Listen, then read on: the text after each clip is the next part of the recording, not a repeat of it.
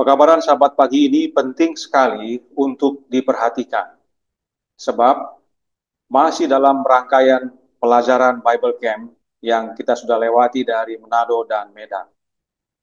Sebenarnya, pekabaran sebelumnya sudah meletakkan fondasi, namun para peserta yang hadir, baik di Manado dan di Medan, tetap tidak melihat dan mengerti.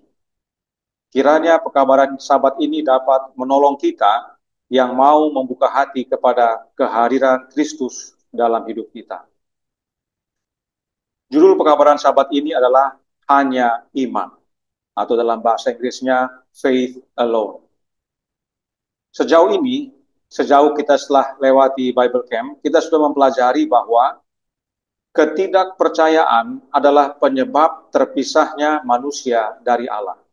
Ingat pekabaran sebelumnya tentang hubungan yang rusak, di mana Hawa yang tadinya percaya kepada firman Allah, namun oleh karena tipu daya setan, akhirnya dia tidak percaya lagi perkataan firman Tuhan dan percaya akan perkataan setan.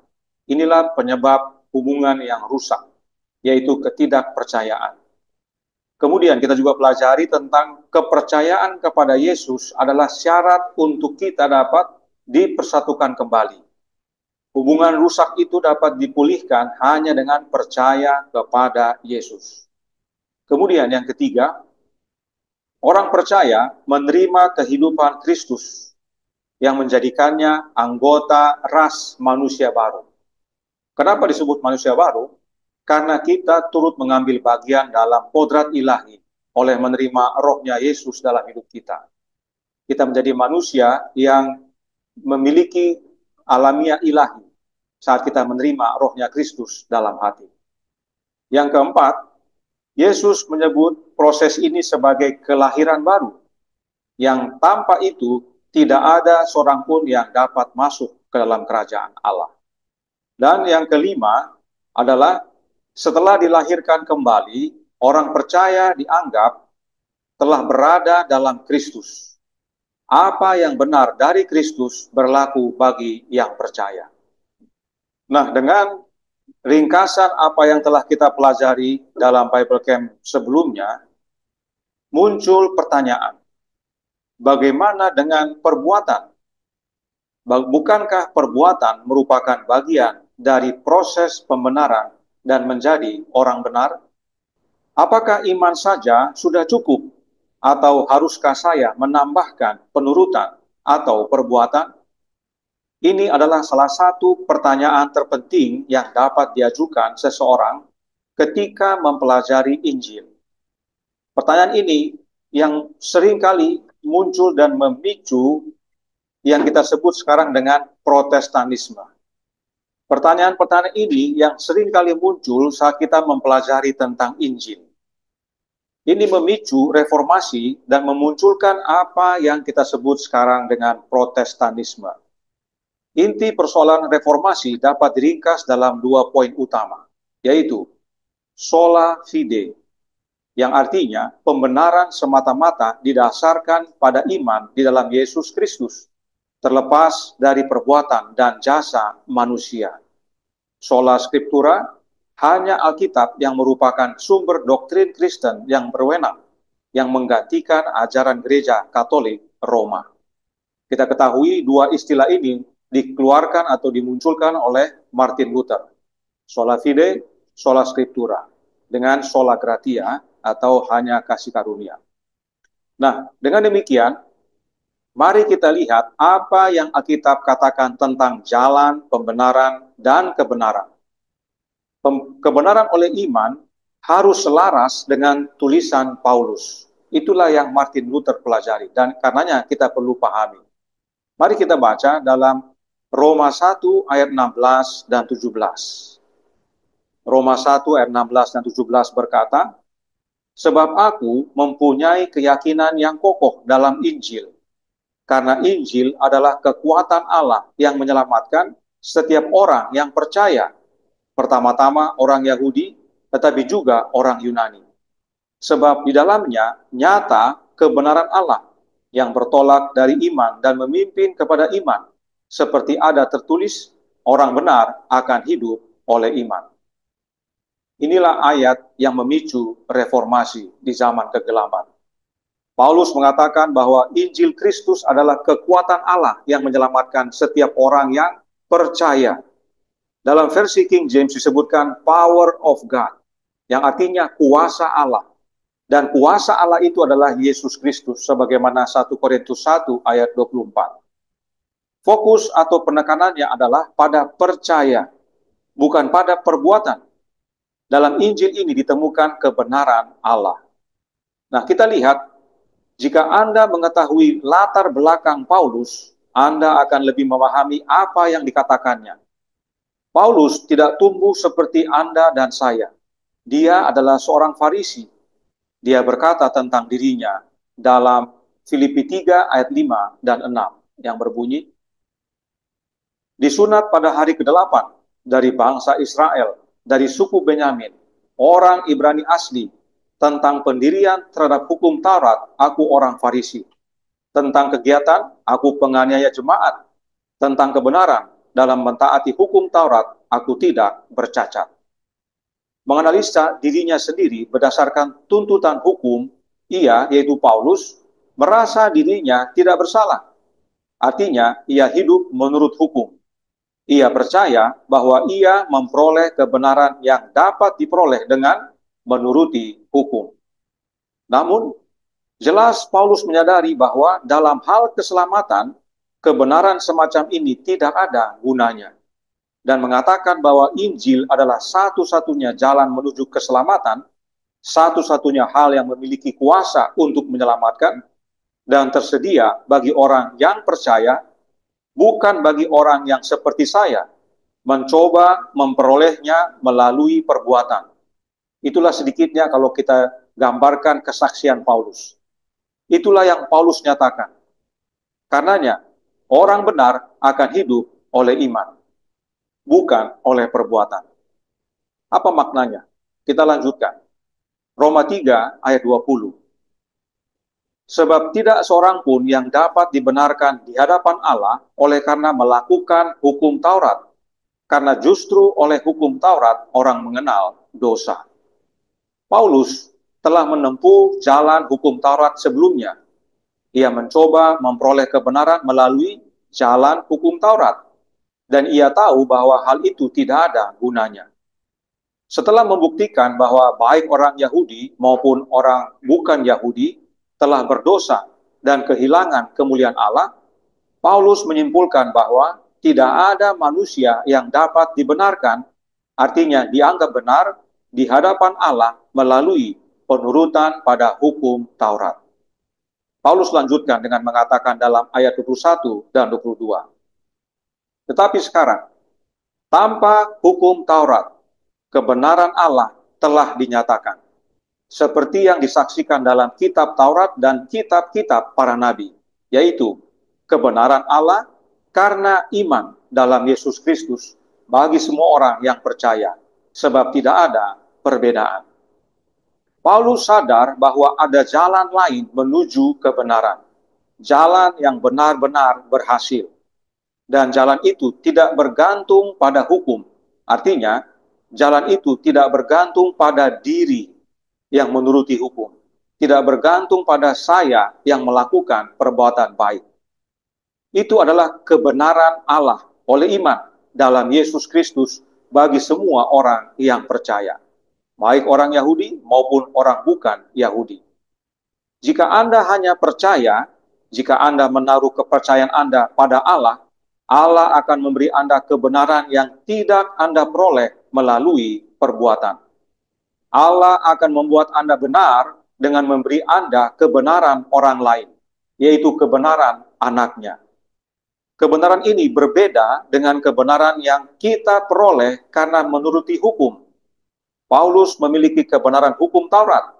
Ia berkata bahwa sejauh menyangkut kebenaran hukum Taurat atau menuruti hukum Taurat, ia tidak bercacat. Namun ia menyadari bahwa kebenaran hukum Taurat tidak menjadikan Anda orang benar dan tidak menyelamatkan Anda. Ia, yaitu Paulus, melihat kebenaran lain yang berasal dari Allah, yaitu kebenaran Allah oleh iman dalam anaknya. Paulus menyebutnya kebenaran Allah, kebenaran dalam Yesus Kristus. Ini adalah kebenaran atau alamiah itu sendiri, alamiah Allah. Dan kemudian Paulus melanjutkan dengan mengatakan dalam Roma 3 ayat 28 yang berbunyi, karena kami yakin bahwa manusia dibenarkan karena iman dan bukan karena ia melakukan hukum Taurat. Apapun pembenaran oleh iman itu harus sesuai dengan ayat ini. Pembenaran oleh iman tanpa melakukan hukum Taurat. Menurut Paulus, pembenaran terjadi karena iman tanpa penurutan kita pada hukum. Dalam Roma 3:21, Paulus menyatakan bahwa Allah memiliki cara untuk membuat orang benar, dan itu tidak ada hubungannya dengan hukum Taurat. Saya tahu pasti ada orang yang berpikir, benar yang saudara sampaikan, kita dibenarkan oleh iman. Namun, setelah kita dibenarkan, untuk mempertahankan pembenaran kita, kita harus berbuat. Kita harus mewujudkan buah pembenaran. Kita perlu bekerja sama dengan Allah. Anda tidak dapat mengklaim pembenaran saat Anda hidup dalam dosa. Benar, pasti ada yang berkata demikian. Namun, saudaraku dalam Tuhan, perlu kita ketahui, kita setuju bahwa setelah kita menerima Kristus, hidup kita seharusnya berubah. Kita perlu mencari dan melakukan hal-hal yang menyenangkan Allah. Jika tidak ada perubahan dalam hidup kita, maka kita harus mempertanyakan tentang kepercayaan kita, komitmen kita, kasih kita, dedikasi kita kepada Allah. Namun, jangan membuat kesalahan dengan menetapkan buah pembenaran sebagai hukum. Di sini masalahnya. Jangan membuat kesalahan dengan mengganti buah dengan akar. Apakah buah pembenaran itu wajib? Apakah itu syarat untuk dibenarkan dan tetap dibenarkan? Atau apakah itu buah dan hasil alami dari kehidupan yang dibenarkan? Jika saudara mengatakan bahwa itu adalah satu syarat, maka hanya tinggal menunggu waktu sebelum kita semua mulai bersandar pada perbuatan kita lebih daripada kasih karunia Allah. Artinya, kita mengandalkan perbuatan daripada kasih karunia Allah itu. Namun, jangan berpikir bahwa ini berarti bahwa perbuatan tidak penting atau tidak perlu dalam kehidupan orang Kristen. Sebaliknya, iman yang sejati menuntun kepada penurutan. Iman yang sejati menuntun kepada perbuatan baik. Perbuatan itu penting dan diperlukan dalam perjalanan keselamatan. Tetapi, perbuatan tidak menyebabkan keselamatan. Ini intinya. Sering perbuatan dijadikan jalan keselamatan. Paulus sangat jelas, kita memulai perjalanan oleh iman, dan kita melanjutkannya oleh iman. Keselamatan dari awal sampai akhir adalah pekerjaan Allah. Hanya oleh kasih karunia, hanya oleh iman saja, hanya di dalam Yesus Kristus. Berikut ini adalah beberapa ayat yang memberi kesaksian tentang kebenaran bahwa keselamatan hanya diperoleh melalui iman, tanpa usaha kita sendiri. Efesus 2 ayat 8-10 berkata, sebab karena kasih karunia kamu diselamatkan oleh iman. Itu bukan hasil usahamu, tetapi pemberian Allah. Itu bukan hasil pekerjaanmu. Jangan ada orang yang memegahkan diri. Karena kita ini buatan Allah, diciptakan dalam Kristus Yesus untuk melakukan pekerjaan baik yang dipersiapkan Allah sebelumnya. Ia mau supaya kita hidup di dalamnya. Kita diselamatkan oleh kasih karunia, oleh iman, dan bukan karena perbuatan. Bukan karena penurutan kita pada hukum. Bukan karena perbuatan baik kita sendiri. Perhatikan juga bahwa kita diciptakan untuk melakukan perbuatan baik, bukan oleh perbuatan baik. Ya, ayat 10 perhatikan. Karena kita ini buatan Allah, diciptakan dalam Kristus Yesus untuk melakukan pekerjaan baik, bukan oleh melakukan pekerjaan baik. Ini suatu kalimat yang penting kita pahami tentang pekabaran kita sahabat pagi ini. Kita diciptakan sebagai ciptaan baru dalam Yesus supaya kita dapat melakukan perbuatan baik, bukan sebaliknya. Sering kita melakukan perbuatan baik untuk kita dapat menjadi ciptaan baru dalam Yesus. Padahal kita harus jadi ciptaan baru dulu, baru kita dapat melakukan perbuatan baik. Perbuatan baik tidak menjadikan kita ciptaan baru. Perbuatan baik juga tidak membenarkan kita dan membuat kita benar. Namun karena kita adalah ciptaan baru, karena kita dibenarkan, kita menjalani hidup untuk kemuliaan Allah. Sebab itu semua dalam anaknya. Kita mencari hal-hal yang menyenangkan hati Allah. 2 Timotius 1 ayat 9 berkata, Dialah yang menyelamatkan kita dan memanggil kita dengan panggilan kudus, bukan berdasarkan perbuatan kita, melainkan berdasarkan maksud dan kasih karunia-Nya sendiri, yang telah dikaruniakan kepada kita dalam Kristus Yesus sebelum permulaan zaman. Panggilan dan keselamatan kita adalah anugerah dari Allah. Itu pemberian Allah. Itu bukan berdasarkan perbuatan kita, melainkan berdasarkan kasih karunia dan belas kasihan Allah. Ingat, kasih karunia adalah menerima sesuatu yang bukan hak kita. Kemudian, dalam Titus 3 ayat 5 sampai 8.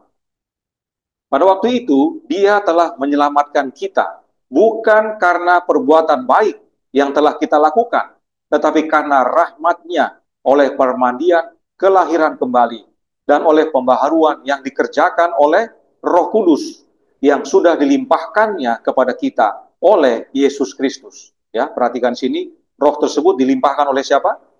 Oleh Yesus, Juru Selamat kita, supaya kita sebagai orang yang dibenarkan oleh kasih karunia-Nya. Kita dibenarkan bukan karena perbuatan kita, tapi oleh kasih karunia Allah. Berhak menerima hidup yang kekal, sesuai dengan pengharapan kita.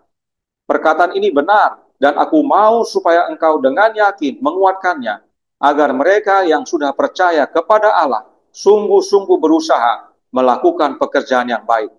Itulah yang baik dan berguna bagi manusia. Seperti yang Anda lihat, Paulus berulang kali menekankan bahwa kita diselamatkan oleh belas kasihan dan kasih karunia Allah. Kita dibenarkan oleh iman tanpa perbuatan. Kita diselamatkan oleh kasih karunia, oleh iman tanpa perbuatan. Namun, Paulus tidak menyingkirkan perbuatan baik, yang dalam Galatia ia sebut sebagai buah-buah roh. Sama sekali tidak. Paulus menasihati orang percaya untuk terus melakukan perbuatan baik. Ia berkata kita diciptakan untuk melakukan perbuatan baik. Perbuatan baik itu penting dan perlu, karena perbuatan baik merupakan luapan hati dan kehidupan baru yang kita miliki. Namun jangan lupa, Anda seringkali menjadikannya undang-undang. Jangan menjadikan perbuatan baik menjadi suatu syarat keselamatan. Gagasan bahwa Anda memulai oleh iman dan kemudian Anda perlu menambahkan perbuatan Anda sendiri untuk diselamatkan bukanlah hal yang baru. Saya yakin beberapa dari kita, khususnya dalam pergerakan Allah yang benar ini, sudah mulai dapat melihat. Ya. Kalau memperhatikan, kita sudah mulai melihat. Kita seringkali menambahkan kepada apa yang Allah telah karuniakan untuk menjadikan itu keselamatan sesuai dengan undang-undang atau standar kita, atau syarat kita. Sebenarnya inilah yang dialami oleh jemaat Galatia. Jemaat Galatia tidak kehilangan iman. Mereka tidak berhenti percaya kepada Mesias atau kedatangan Kristus yang kedua, atau pengampunan dosa dan sebagainya.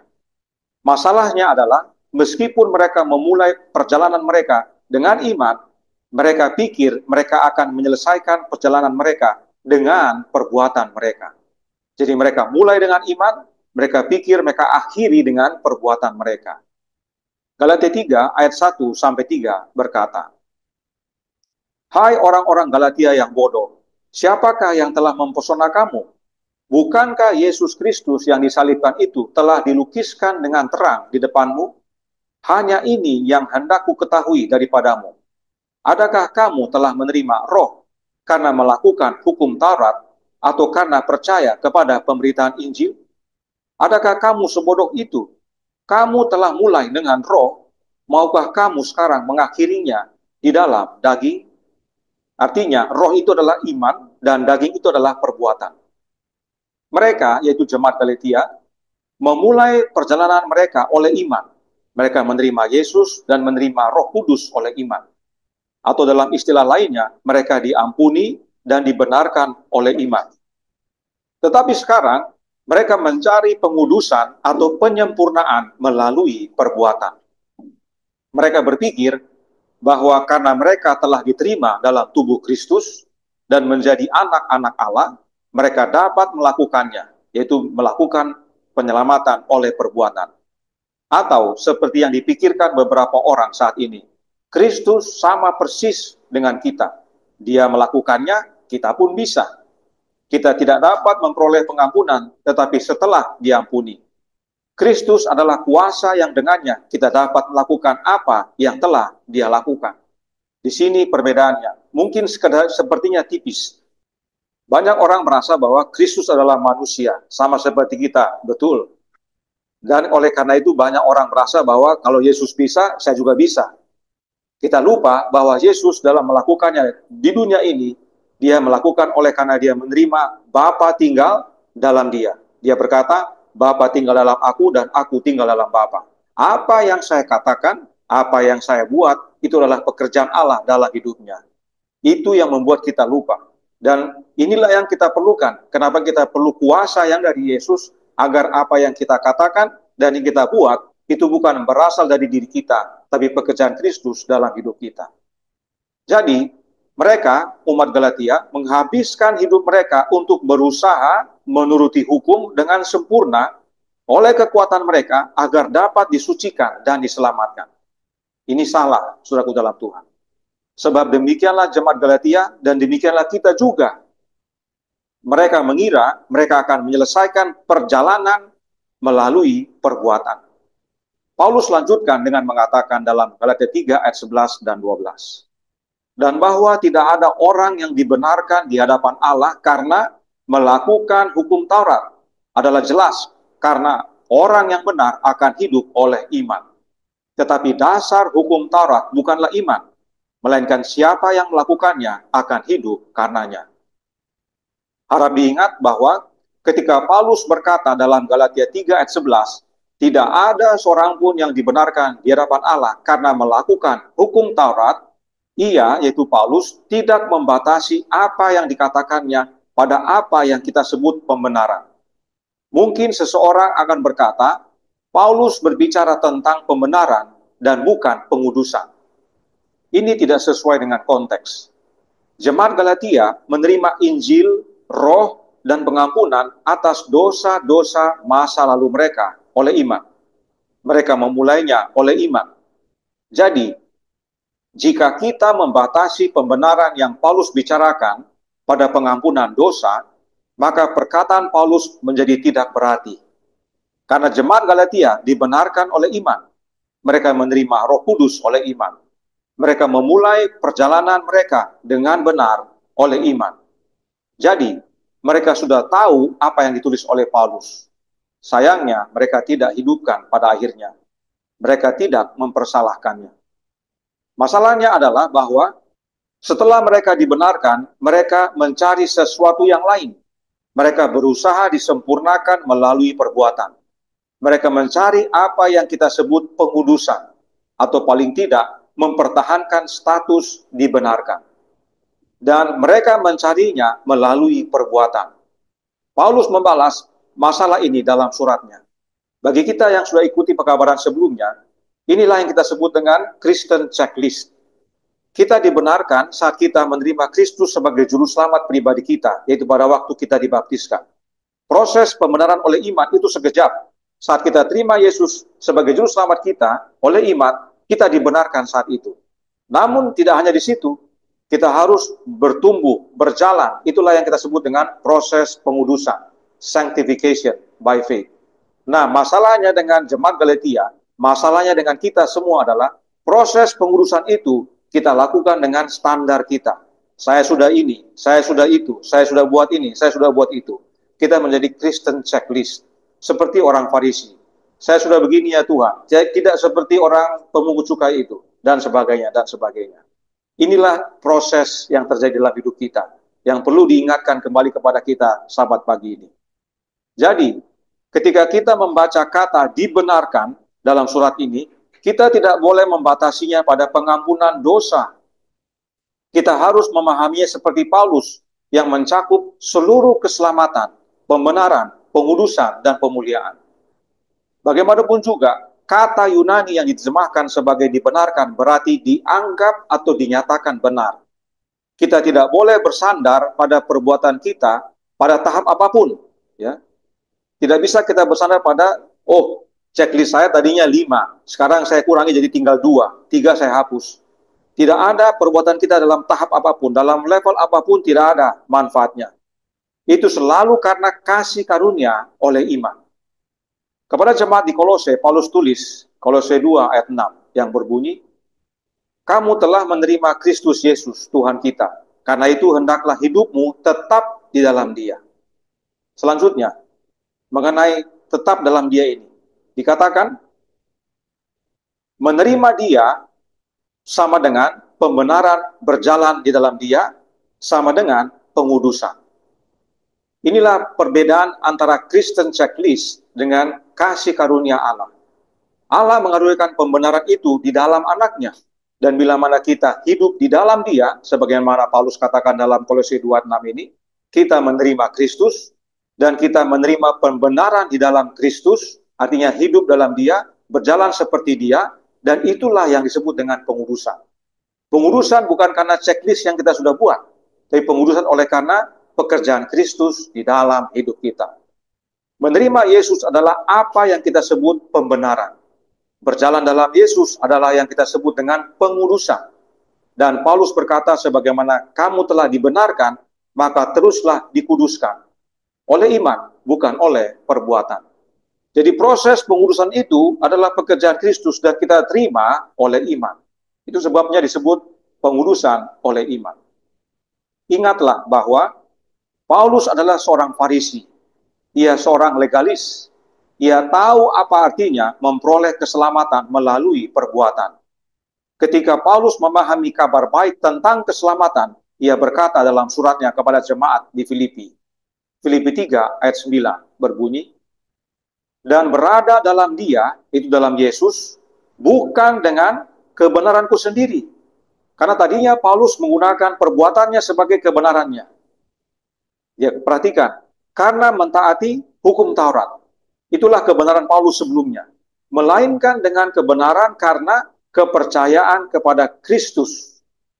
Yaitu kebenaran yang Allah anugerahkan berdasarkan kepercayaan. Sayangnya terjemahan bahasa Indonesia bagi saya kurang tepat. Terjemahan bahasa Inggris King James lebih tepat. Karena di sana dikatakan, but that which is through the faith of Christ. The righteousness which is of God by faith. Faith dengan percaya ada perbedaan. Faith itu iman. Ya. Tapi bahasa Indonesia gunakan kepercayaan. Harusnya kalimatnya berbunyi, melainkan dengan kebenaran karena iman kepada Kristus, yaitu kebenaran yang Allah anugerahkan berdasarkan iman. Ya. Dua jenis kebenaran disebutkan di sini. Paulus mencoba menjelaskan keduanya. Yang pertama, adalah kebenaranku sendiri yang aku terima melalui penurutan kepada hukum.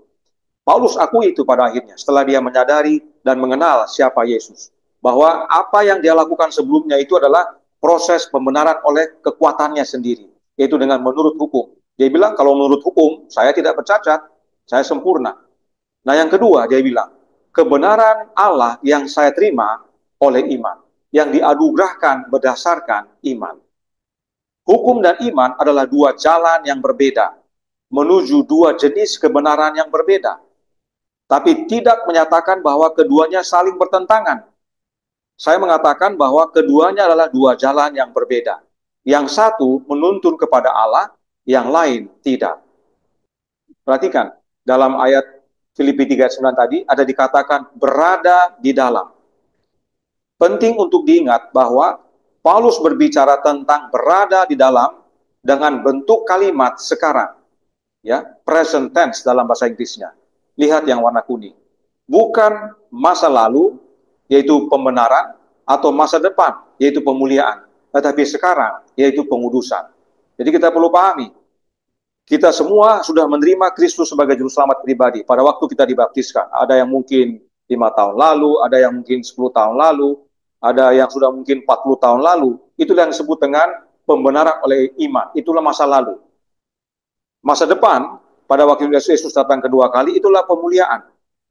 Tetapi masa sekarang ini adalah proses pengudusan. Ya. Dan proses pengudusan ini harus berada di dalam Dia. Berada dalam Yesus yang bukan karena kebenaran kita atau perbuatan kita, tapi kebenaran Allah yang kita terima oleh iman. Pada setiap tahap kehidupan dan pertumbuhan Kristen kita, kita perlu berada di dalam Kristus, memiliki kebenarannya yang diperoleh oleh iman, bukan kebenaran yang dapat diperoleh oleh usaha kita sendiri. Ini yang Paulus mau sampaikan. Itu pengalaman hidupnya. Dan itu sebenarnya pengalaman hidup kita. Paulus tahu bahwa keselamatan berasal dari Kristus, bukan dari kita yang menuruti hukum. Paulus paham bahwa kita dapat memperoleh kebenaran melalui penurutan pada hukum. Namun, Paulus juga paham bahwa kebenaran yang diperoleh melalui penurutan akan hukum tidak ada gunanya. Dialah saksinya. Alkitab mengatakan segala kesalehan kita seperti kain kotor. Kebenaran saya tidak akan pernah cukup baik untuk selamatkan saya. Saya butuh kebenaran Allah sendiri yang dinyatakan tanpa hukum Taurat. Roma 3 ayat 21 sampai 28. Apakah Paulus mengatakan tidak ada pekerjaan pengudusan? Apakah ia mengatakan tidak perlu lagi bagi saya untuk bekerja sama dengan Allah dalam kehidupan sehari-hari? Tentu tidak.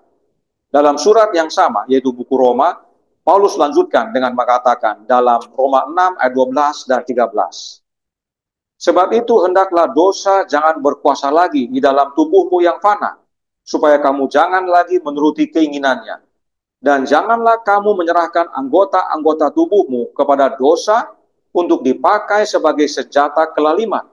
Tetapi serahkanlah dirimu kepada Allah sebagai orang-orang yang dahulu mati, tetapi yang sekarang hidup. Dan serahkanlah anggota-anggota tubuhmu kepada Allah untuk menjadi senjata-senjata kebenaran.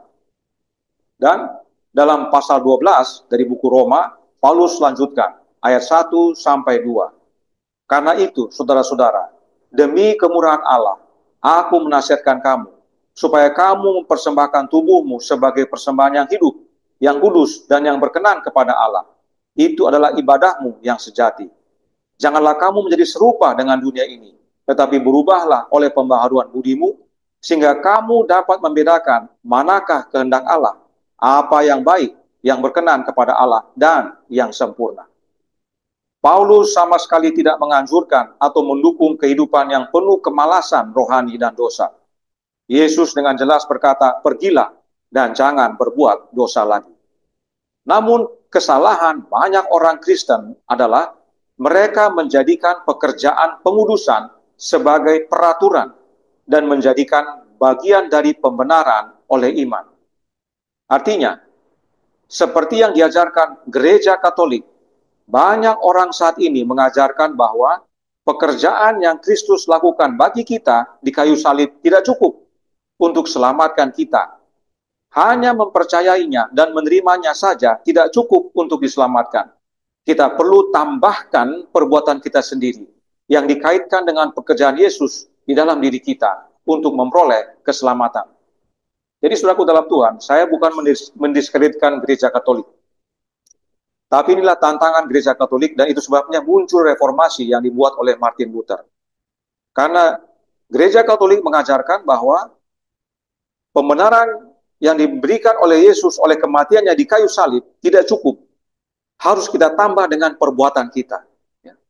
Itulah yang Paulus nyatakan dan itulah yang ditemukan oleh Martin Luther. Itu sebabnya dia bersukacita. Sederhananya begini, baik pembenaran maupun pengudusan merupakan hal yang alkitabiah. Keduanya merupakan aspek pekerjaan yang ingin dilakukan Allah dalam diri kita. Keduanya akan terjadi dalam kehidupan orang percaya yang sejati. Injil apapun yang tidak mengandung perbuatan baik adalah Injil palsu. Artinya apa? Perbuatan baik perlu, tetap penting. Tapi bukan itu dasar pengudusan kita. Bukan itu dasar pembenaran kita. kita dibenarkan, kita dikuduskan, perbuatan itu adalah pekerjaan Kristus dalam hidup kita. Namun, di mana kita menempatkan perbuatan baik dalam rumus tersebut akan menghasilkan banyak perbedaan. Di mana kita menempatkan perbuatan itu, apakah tentang pembenaran, apakah tentang pengurusan, itu akan menjadi hasil yang berbeda. Nah, untuk membantu berikut rumusnya, mari kita lihat.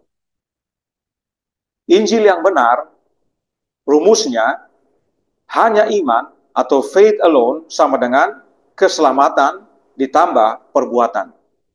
Injil yang palsu, iman ditambah perbuatan sama dengan keselamatan. Bukankah kita paling sering yang bawah? Paling sering kita mengajarkan kepada orang bahwa iman plus perbuatan adalah keselamatan. Jika ini yang kita ajarkan, ini serupa dengan doktrin gereja Katolik. Alasan mengapa banyak orang percaya yang menjadikan buah atau perbuatan sebagai peraturan adalah karena mereka tidak menganggap kasih Allah dan kelahiran baru cukup kuat untuk ubahkan mereka. Hati-hati dengan Injil palsu ini. Kita menyatakan bahwa lahir baru tidak cukup. Lahir baru plus perbuatan kita baru cukup. Mereka berpikir bahwa jika penurutan tidak dijadikan sebagai syarat, tidak seorang pun akan menurut. Jika kita tidak menjadikan perbuatan baik sebagai syarat, tidak seorang pun akan melakukan perbuatan baik. Itu menurut mereka. Ini adalah hasil dari pemikiran yang belum bertobat.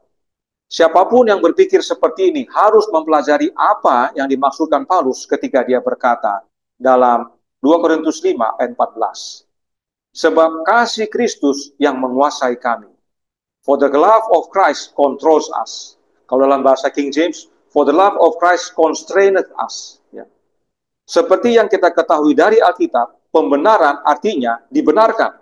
Dan keselamatan adalah anugerah dari Allah yang diberikan kepada kita dengan syarat percaya. Karena begitu besar kasih Allah kepada dunia ini sehingga ia mengaruniakan anaknya yang tunggal supaya barang siapa yang percaya. Ya. Syaratnya itu adalah percaya.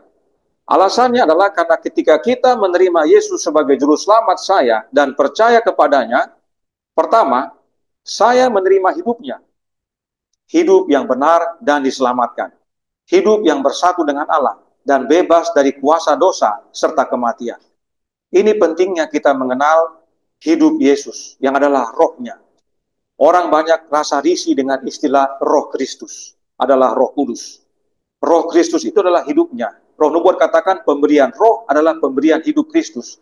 Nah, kalau kita menerima hidup Kristus, kita terima hidup yang benar, hidup yang selamat, hidup yang bersatu dengan Allah, bebas dari kuasa dosa dan kematian. Itulah pentingnya kita menerima hidupnya Yesus, rohnya Yesus. Kedua, saya dilahirkan kembali ke dalam ras baru, ya, menjadi ciptaan baru yang ditemukan dalam Yesus. Tadinya kita manusia lama, manusia di luar Yesus, tapi begitu kita tinggal dalam Yesus, Yesus dalam kita, kita menjadi manusia baru, ciptaan baru. Apa yang benar dari Kristus menjadi benar bagi saya, bagi kita. Atau istilah lainnya, kebenaran Kristus menjadi kebenaran saya. Identitas baru kita ditemukan dalam Yesus. Yang ketiga, oleh karena itu, saya benar, aman, dan diselamatkan di dalam Yesus, karena saya ada di dalam Dia. Dan yang keempat, karena saya adalah ciptaan baru dan memiliki kehidupan baru, yaitu hidupnya Yesus, saya mulai memperlihatkan buah-buah dari kehidupan benar itu. Kehidupan saya akan berubah untuk mencerminkan gambar Allah. Bisa lihat, kita berbuah karena bukan hidup kita, tapi karena hidup Yesus tinggal dalam kita, hidupnya Yesus itulah yang berbuah dalam hidup kita. Kenyataan yang menyedihkan adalah bahwa beberapa orang Kristen atau penganut Kristen, bahkan mereka yang mengaku Protestan, mengajarkan teologi gereja Katolik tanpa mereka sadari. Dan kalau saya bilang Protestan, itu termasuk gereja Advent. Mereka mengajarkan keselamatan melalui kesempurnaan. Mereka mungkin memberinya nama berbeda dan menyajikannya dalam sudut pandang yang berbeda. Tapi intinya adalah, jika Anda tidak menerima bahwa iman dalam pekerjaan yang Kristus lakukan bagi Anda 2000 tahun yang lalu sudah cukup untuk keselamatan, Anda selaras dengan gereja Katolik. Saya ulangi, jika kita merasa tidak cukup pengorbanan Kristus di kayu salib sebagai jalan keselamatan bagi kita, maka kita percaya sebagaimana yang gereja Katolik percaya, yaitu pengorbanan Kristus di kayu salib plus atau ditambah dengan perbuatan kita, baru itu keselamatan. Gereja Katolik berkata, Anda tidak dapat diterima oleh Allah dan memiliki kehidupan kekal sampai Anda menghasilkan buah. Bisa lihat, di sini fokusnya adalah buah. Kecuali Anda menghasilkan buah, Anda tidak dapat diterima oleh Allah. Itu sebabnya Martin Luther terbeban, bagaimana saya yang berdosa ini bisa mengeluarkan buah yang benar? Dan kalau saya tidak bisa, berarti saya binasa. Ya, kalau sudah perhatikan cerita hidupnya itu, dia sangat terbeban. Luther berkata, Anda diterima oleh Allah dan memiliki kehidupan kekal saat Anda terhubung, itu terhubung dengan Allah. Dan saya setuju dengan Luther. Seperti yang kita lihat dari Alkitab, kita dianggap benar dan diselamatkan oleh kasih karunia Allah dan bukan oleh perbuatan kita. Ingat kembali, Efesus 2 ayat 8 dan 9, Titus 3 ayat 5, 2 Timotius 1 ayat 9. Perhatikan, persetujuan Allah tidak pernah didasarkan pada kelayakan dan kemampuan Anda untuk menghasilkan buah. Persetujuan Allah tidak bergantung pada prestasi Anda. Teologi inilah yang membuat Luther hampir bunuh diri, karena dia berusaha untuk menjadi benar di hadapan Allah oleh perbuatannya. Berusaha mengeluarkan buah dari dirinya sendiri, yang selalu gagal dan selalu gagal, agar dinyatakan benar oleh Allah. Dia frustrasi dan oleh karena itu dia hampir bunuh diri. Persetujuan Allah selalu didasarkan pada hubungan kita dengan pokok anggur. Tidak peduli seberapa besar atau kecil buahnya. Persetujuan itu didasarkan pada jasa Kristus, bukan jasa kita. Apakah itu berarti tidak ada lagi yang perlu dikembangkan? Tidak perlu lagi perjuangan dan pergumulan melawan godaan? Tentu saja tidak. Kita harus bertumbuh dari kasih karunia kepada kasih karunia, dari iman kepada iman, dan seterusnya. From glory to glory. Kita harus menjalani hidup yang selaras dengan kehendak Allah. Kita harus menunjukkan buah-buah roh. Kita harus melakukan perbuatan baik dan perbuatan baik sehingga orang dapat melihat perbuatan baik kita dan memuliakan Allah. Ini adalah bagian dari perjalanan kita bersama Allah. Dan setiap orang Kristen sejati akan menjalani perjalanan ini. Ini adalah hasil alami dari hubungan kita dengan pokok anggur. Namun, jangan menetapkan buah-buah dari hubungan dengan pokok anggur itu sebagai syarat keselamatan. Inilah yang Paulus maksudkan. Jadi, saudaraku dalam Tuhan, kita semua baca Alkitab, kita semua percaya bahwa kita harus terhubung kepada Yesus yang adalah pokok anggur, dan bila mana kita terhubung, maka kita berbuah. Dan buah-buahnya adalah buah-buah roh. Kita semua tahu, kita semua percaya. Tapi dalam perjalanan hidup kita akhirnya buah-buah itu menjadi syarat keselamatan. Padahal hubungan kita dengan Kristuslah syarat keselamatan itu. Di sini masalahnya. Terkesan sederhana, tapi ini membuat banyak orang frustrasi. Karena orang diarahkan kepada buahnya. Kamu harus begini, harus begitu, harus begini. Lupa bahwa untuk harus begini, harus begitu itu memerlukan kuasa. Dan kuasa itu hanya dengan terhubung kepada pokok anggur itu. Sederhana sebenarnya, tapi seringkali kita lupa dan akhirnya kita hanyut sebagaimana yang Martin Luther rasakan, dan demikian juga Paulus. Jadi, saat Yesus berkata, tinggallah di dalam aku dan aku di dalam kamu, itulah yang kita sebut dengan keselamatan oleh iman. Ya, itulah pembenaran oleh iman. Sebab kita menerima hidup bukan hasil usaha kita, tapi karena Kristus yang adalah hidup tinggal dalam hidup kita, yang kita terima oleh iman. Jadi pada waktu dikatakan kita ranting-ranting yang dicangkokkan kepada Kristus, itulah keselamatan. Karena dalam diri kita tidak ada hidup, kita pasti mati. Tapi begitu kita tercangkok kepada Kristus, terhubung kepada pokok anggur, kita selamat, kita hidup. Itulah pembenaran oleh iman. Itulah pada waktu kita menerima Dia sebagai juru selamat pribadi. Ya. Kemudian, kita bertumbuh di dalam Yesus. Setelah kita tercangkok atau terhubung dengan pokok anggur, kita bertumbuh dalam Yesus. Dan itulah yang kita sebut dengan pengudusan oleh iman. Dan karena kita bertumbuh dalam Yesus, hidup Yesus mengalir dalam hidup kita. Dan Roh Nubuat katakan, hidup Yesus yang mengalir dalam hidup kita, itulah Roh Kudus. Roh Kudus itu bukan oknum lain, bukan pribadi lain. Itulah hidupnya Yesus yang mengalir dari pokok anggur kepada ranting-ranting.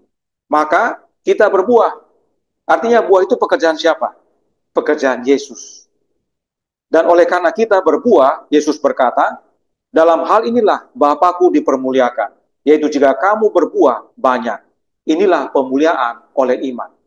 Jadi kalau kita pahami ilustrasi Yesus tentang pokok anggur yang benar, di situ ada pembenaran oleh iman, pengudusan oleh iman, dan pemuliaan oleh iman.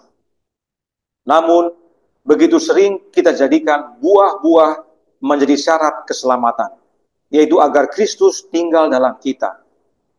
Kita jadikan pemuliaan menjadi syarat untuk dibenarkan. Ingat, buah itu adalah bagian dari proses pemuliaan oleh iman. Ya, saya ulangi lagi supaya jangan kita salah mengerti atau tidak perhatikan. Bagi yang mengikuti Bible Camp kemarin, perhatikan. Pada waktu kita tercangkok kepada Yesus, itu pembenaran oleh iman. Itulah kita menerima hidup. Kemudian kita bertumbuh, ranting bertumbuh, mengeluarkan daun, buah, bunga, ranting mengeluarkan daun dan bunga, itu proses pengudusan. Ya, berjalan sesuai waktu. Dan pada waktu kita mengeluarkan buah, itulah yang disebut dengan pemuliaan oleh iman. Karakter itu. Karena kita tidak dapat diselamatkan bila mana karakter kita tidak serupa dengan Kristus. Karakter kita harus serupa dengan Dia. Itulah proses glory to glory atau karakter to karakter. Jadi seringkali orang yang proses pemulihan ini dijadikan pembenaran di awal. Kamu kalau mau dibenarkan, buat dulu buah-buah ini. Maka kamu akan dibenarkan. Dan untuk itu baru kamu hidup kudus dengan melakukan yang kamu lakukan di awal ini. Rumusnya berubah. Ya, inilah yang membuat orang frustrasi. Karena tidak mungkin kita mengeluarkan buah-buah itu bila mana kita di luar Kristus. Ya, itu sebabnya Yesus berkata, kamu tidak dapat berbuat apa-apa di luar aku. Kamu menjadi ranting yang kering, kemudian dikumpulkan untuk dibakar. Artinya, dengan menjadikan buah atau proses pemulihan oleh iman itu sebagai pembenaran oleh iman, atau awal daripada proses kita punya hubungan dengan Kristus, maka itu hasilnya kematian. Semoga kita bisa renungkan sementara. Seringkali kita melakukan hal ini dalam kehidupan kita. Bahkan dalam perkumpulan yang mengaku mengenal Allah yang benar. Ini banyak sekali terjadi dalam perkumpulan ini. Bahkan telah membuat banyak jenis aliran. Saudaraku dalam Tuhan, kesalahan fatal ini sudah merasuk umat-umat dalam pergerakan Allah yang benar. Banyak yang menjadikan buah menjadi syarat untuk terhubung kepada Yesus. Banyak yang menjadikan buah menjadi syarat keselamatan. Apa hasilnya? Terbeban. Dan beban itu mereka bagikan kepada orang lain. Tidak terlihat kemerdekaan dalam Yesus dalam kehidupan mereka. Saya mohon maaf, saya harus sebutkan, supaya kita ingat dan bisa hubungkan. Pada waktu kami melayani di Medan, minggu lalu, ada sekitar 6 orang hendak dibaptis. 6 atau 7 orang. Tetapi dari mereka meminta supaya saya jangan menggunakan kata Allah dan mengganti dengan kata Yahweh atau Jehovah. Sebab mereka tidak mau mendengar kata Allah dalam proses baptisan. Inilah yang saya sebut sebagai buah. Buahnya itu mereka jadikan syarat supaya mereka dapat dibenarkan. Kalau tidak begini, tidak benar. Kalau begini, benar. Beban itu mereka mau bagikan kepada orang lain. Supaya orang lain turut terbeban sama seperti mereka. Kalau tidak begini, saya salah. Kalau begini, saya tidak benar. Itulah yang Martin Luther rasakan. Kapan benarnya saya ini? Dia bilang. Tidak mungkin saya benar, saya pasti binasa. Oleh karena itu, saya tolak permintaan mereka. Saya mohon maaf, saya tidak bisa rubah kalimat baptisan yang saya laksanakan. dan pada akhirnya tidak mau mereka dibaptis. Itu pilihan mereka. Bisa lihat beban yang ada, terbeban orang-orang itu. Saya mungkin tidak perlu bahas yang lain. Kalau saya bahas mungkin banyak yang tersinggung nantinya. Ya, ada yang menjadikan contohnya country living. Kalau belum country living katanya tidak selamat. Ada yang bilang vegetarian. Kalau belum vegetarian tidak selamat. Ada yang menyebutkan bahwa kalau tidak menyebutkan nama-nama kudus, menyinggung hati Allah, tidak selamat, dan macam-macam. Itu, saudaraku dalam Tuhan, membuat buah menjadi syarat. Membuat pemuliaan menjadi start daripada pembenaran oleh iman. Hasilnya beban, bahkan kering dan siap dibakar. Oleh karena itu, perhatikan, saudaraku dalam Tuhan, agar kita yang dalam pergerakan Allah yang benar ini, jangan terjerumus kepada pekabaran-pekabaran seperti itu. Kita dibenarkan oleh terhubung kepada Yesus. Ingat, masalah besar manusia adalah hubungan yang rusak dengan Allah. Oleh karena kita rusak hubungan dengan Allah, putus hubungan, kita mati. Oleh karena itu, supaya kita hidup dan menerima hidup kekal atau diselamatkan, kita harus terhubung. Itu tugas kita yang pertama, bukan mengerjakan buah ini dulu. Dan saya prihatin juga ada yang menyampaikan bahwa jangan sekolahkan anak. Jadi anak-anak disuruh tidak bersekolah. Keluarkan dari sekolah, karena sekolah berbahaya. Kembali, ini buah lagi. Mereka mau jadikan buah ini sebagai syarat supaya kudus. Hasilnya beban, saudaraku dalam Tuhan. Saya kasihan sama orang-orang tersebut. Anak-anak kita harus disekolahkan, mereka harus dilatih. Otaknya harus dikembangkan supaya dapat berpikir dan menganalisa. Bagaimana anak-anak kita menjadi penerus kita, juru kabar yang terlatih, tapi tidak sekolah. Tidak dilatih daya kognitifnya.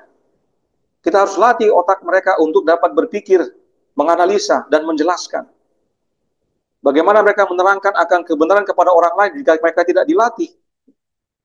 Jangan pernah melarang anak sekolah. Saya prihatin mendengarkan di Medan kemarin ada orang-orang yang mengabarkan tidak perlu memasukkan anak ke sekolah. Harus sekolah. Entah sekolah di rumah, entah sekolah online, entah sekolah offline, anak harus sekolah.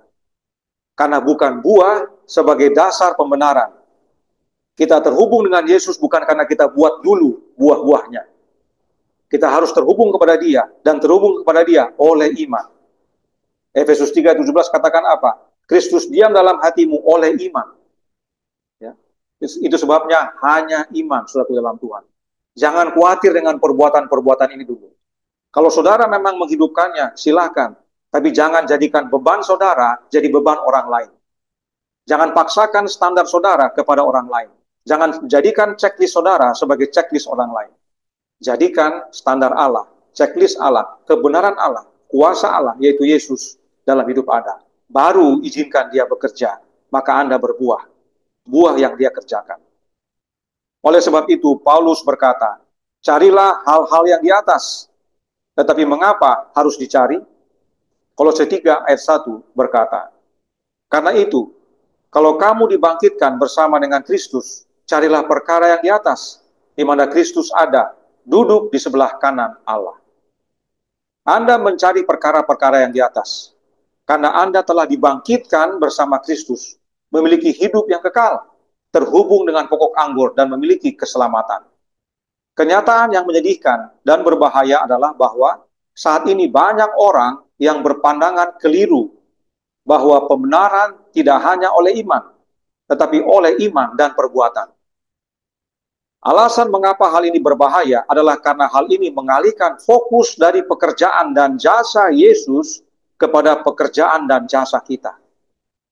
Kalau saya ulang-ulang ini agar kita ingat, agar kita mulai ubah ya dengan menerima Kristus dalam hidup kita. Saat kita dibenarkan menerima Kristus, itu tidak berhenti di situ. Bukan ditambah dengan perbuatan kita. Kita berlanjut dengan Yesus sebab Dia yang kerjakan dalam hidup kita. Keselamatan yang adalah iman plus perbuatan merusak perjalanan hidup kita. Karena kita tidak akan pernah sampai pada tempat di mana kita yakin kita dapat diadopsi dan keselamatan berdasarkan kinerja. Tidak akan sampai-sampai. Itulah yang Martin Luther rasakan. Frustrasi dia. Dia pikir pembenaran plus perbuatannya dia, maka dia selamat. Tapi dia tidak pernah berhasil. Dia tidak pernah merasakan dia diadopsi sebagai anak Allah. Dia malah terbeban. Ya. Karena kinerjanya dia, performansnya dia, tidak pernah mencapai sesuai standar Allah. Dengan teologi seperti itu, mata Anda akan selalu tertuju pada pekerjaan dan buah-buah Anda. Ya. Kalau kita ingat, ya, dalam kehidupan kita sebagai umat Advent, khususnya umat gereja Mahasiswa Advent hari ke-7. Seringkali kita ke gereja harus segera karena nanti orang bilang apa? Wah, keluarga Tambunan terlambat terus, tidak pernah datang tepat waktu. Ya, kita fokus kepada, oh kalau gitu cepat-cepat. Ya. Akhirnya di rumah berkelahi, marah-marah, ya, sibuk supaya jangan terlambat. Karena kalau terlambat orang akan koreksi, wah terlambat dia. Ya. Kita fokus kepada pekerjaan dan buah-buah kita. Sebab orang lain telah membuat standarnya. Kalau kita makan, lalu makanan kita disiapkan, tidak ada yang bisa kita makan. Mungkin kita vegetarian. Yang dihidangkan mayoritas tidak vegetarian. Waduh, saya tidak bisa makan. Mohon maaf, saya vegetarian, saya tidak bisa makan. Pak, orang itu sudah siapkan dengan senang hati. Mohon maaf Pak, saya nggak bisa makan, saya vegetarian. Kita fokus kepada buah. Kita pikir dengan begitu, kita dibenarkan. Kita jadi kudus. Ya. Jadi hati-hati, kita harus bisa melihat apa dasar keselamatan kita. Apakah perbuatan kita atau iman. Teologi semacam ini tidak akan pernah mendatangkan kedamaian bagi hati anak-anak Tuhan. Tidak pernah. Ya. Karena dia akan terbeban. Orang akan lihat, wah saya mengaku vegetarian ini. Apa yang saya makan orang akan lihat. Betul nggak dia vegetarian? Oh, kenapa dia makan itu? Kenapa dia makan ini? Ya. Akhirnya kita fokus kepada hal-hal itu, kita akhirnya menutupi dengan kita punya kekuatan. Akhirnya dengan bahasa ya lazimnya munafik. Ya. Kita jadi munafik. Kalau di depan orang kita sepertinya begini, di belakang tidak. Atau di tempat lain tidak. Ya. Jadi tidak ada kedamaian dalam hidup kita. Dengan teologi, buah dulu, agar kita diterima. Sebab jauh di lubuk hati kita semua tahu bahwa perbuatan kita sendiri selalu jauh dari kesempurnaan Allah. Apapun yang Anda lakukan, sehebat-hebatnya Anda lakukan, perbuatan Anda jauh dari kesempurnaan Allah. Karenanya jangan andalkan apapun itu. Ya, saya mohon maaf sudah saya sebut. Saya yakin ada yang tersinggung, tapi tidak apa-apa. Itu bagian daripada pertumbuhan. Supaya kita semua sadar. Jangan andalkan buah. Jangan jadikan buah sebagai start pembenaran oleh iman. Jangan jadikan buah sebagai syarat keselamatan. Ya. Kita harus bertobat dan berubah. Pada Bible Camp yang terakhir ini, yang baru-baru ini, baik Manado maupun Medan, hal ini nyata dalam hidup mereka yang hadir. Kami sempat berdiskusi dengan beberapa dan berbicara, jelas sekali ajaran teologi ini nyata dalam kehidupan mereka. Itu sebabnya meskipun mereka ikut Bible Camp, tapi mereka tidak perhatikan pesan yang disampaikan. Oleh karena itu, pada sahabat pagi ini, perlu kami himbau kembali. Supaya jangan salah arah kita, jangan salah fokus. Kita harus percaya hanya oleh iman. Dalam pekerjaan Yesus, kita diselamatkan. Jika kedamaian dan penghiburan kita ditemukan dalam apa yang kita lakukan, dalam apa yang tangan kita capai sebagai hasil dari kasih karunia yang Allah berikan kepada kita akan selalu ragu akan keselamatan kita. Ya. Tidak heran orang-orang ini selalu belajar, tidak puas-puas. Karena mereka ragu, jangan sampai ada yang salah dengan yang mereka lakukan. Karena perbuatan mereka yang mereka andalkan. Kita akan selalu tanpa kepastian dan jaminan apapun.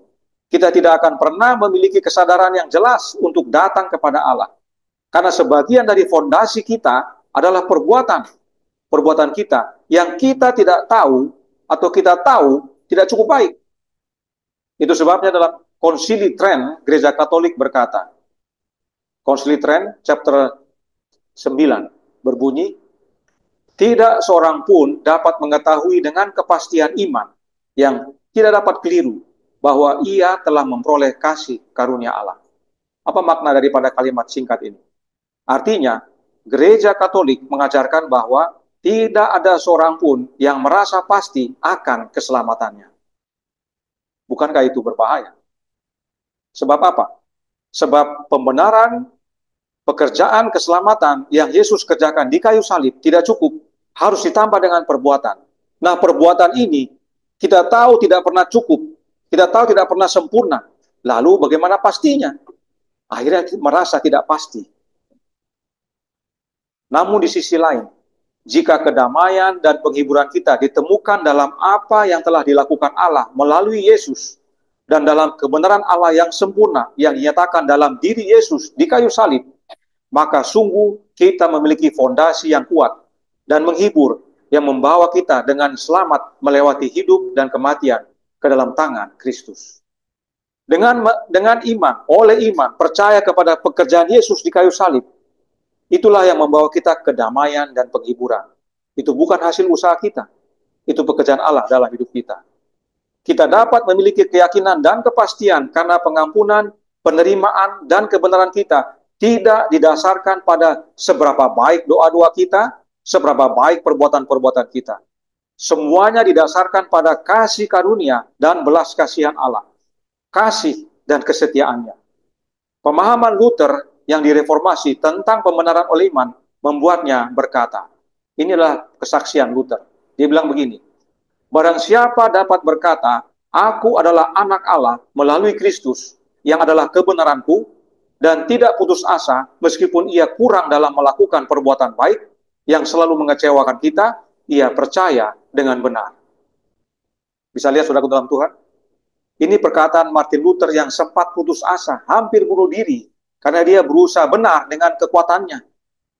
Tapi dengan dia menerima pembenaran atau kebenaran Kristus yang adalah anak Allah, meskipun dia tidak banyak berbuat baik, meskipun dia tidak, mungkin orang anggap tidak cukup baik perbuatannya, tapi dia dapat percaya dengan benar, dia dibenarkan oleh Allah. Sebab oleh iman dia terima anaknya. Ya. Karena kita seringkali pusing dengan orang punya evaluasi, orang punya penilaian. Oh, saudara A itu begini, dia belum country living, dia belum vegetarian, dia belum menyebut nama kudus, dia belum ini. Kita khawatir dengan evaluasi orang.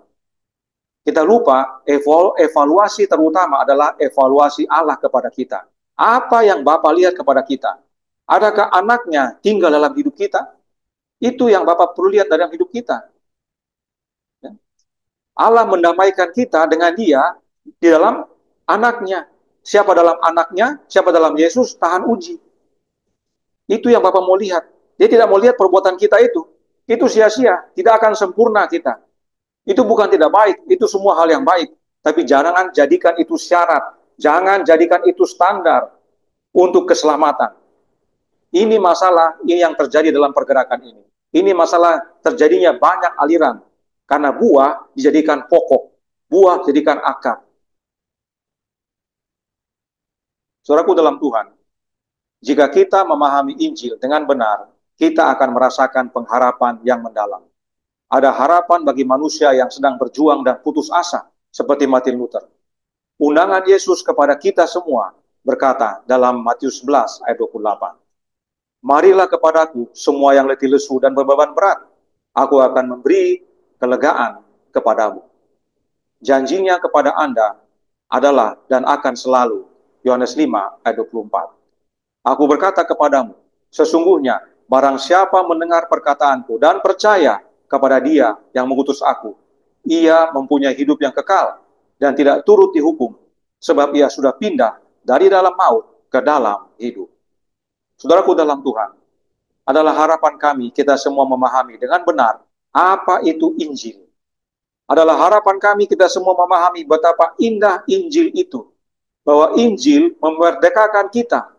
Itulah yang Martin Luther rasakan. Adalah harapan kami agar kita semua memahami pengharapan, kepastian, dan penghiburan kita ada dan hanya di dalam Yesus. Dan kita terima hanya oleh iman.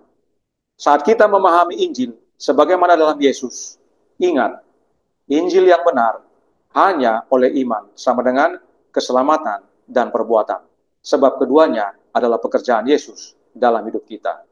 Tuhan memberkati, saya bawa dalam nama Yesus. Amin.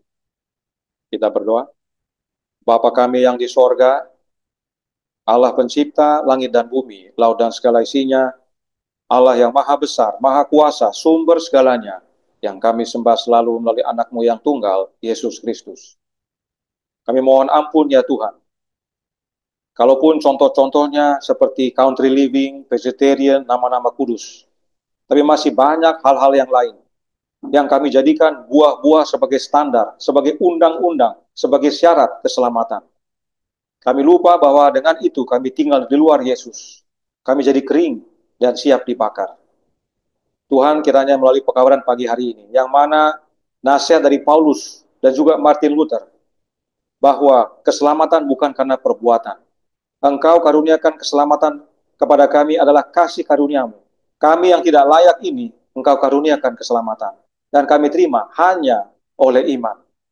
Dan bila mana kami telah menerima Kristus dalam hidup kami, kebenarannya menjadi bagian kami. Kami dibenarkan oleh karena hidupnya. Dan bila mana kami izinkan dia bekerja dalam hidup kami, itulah proses pengudusan. Pengudusan adalah kehidupan Kristus yang bekerja dalam hidup kami, yang mengeluarkan buah-buah pada akhirnya. Tuhan kiranya ini menjadi pembaharuan. Karena kami bersedih, begitu banyak aliran, begitu banyak keyakinan dalam kehidupan umat-umat-Mu, yang mana telah mengalihkan perhatian orang daripada jasa dan pengobatan Kristus kepada jasa dan perbuatan manusia. Dan kiranya melalui pengalaman ini kami bertobat, menerima Kristus dalam hidup ini, menjadi manusia baru, dan diubahkan oleh kehidupannya dengan menerima rohnya. Kasihani kami ya Tuhan. Persatukan kami dalam Yesus. Biarlah kami semua tinggal dalam dia dan dia dalam kami, oleh selalu menerima rohnya terus-menerus. Beserta kami sepanjang hari Sabat ini, kehendak-Mu yang jadi. Ampun kami akan dosa dan salah, karena kami berdoa hanya dalam nama anak Allah yang tunggal, Yesus Kristus, yang adalah Tuhan dan Juru Selamat kami. Amin.